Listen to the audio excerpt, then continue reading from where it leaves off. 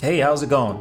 I'm Anil Jamal, and today I want to show you how I like to mix my acoustic guitar recordings inside of GarageBand. I also want to show you some tips and some tricks that I like to use when I'm mixing the acoustic guitar.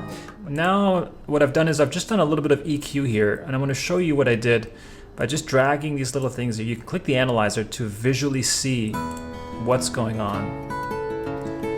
Now, if you did follow my rule here for kind of the distance from the acoustic guitar to the microphone from the 14th fret, or where the body and the neck meet. So now, next thing I'm going to do is I'm going to add a compressor.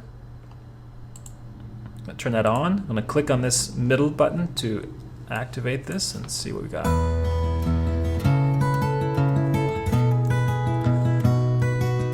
So I added 10 dB roughly here with the because we want this to be, comparing to other music that maybe we like.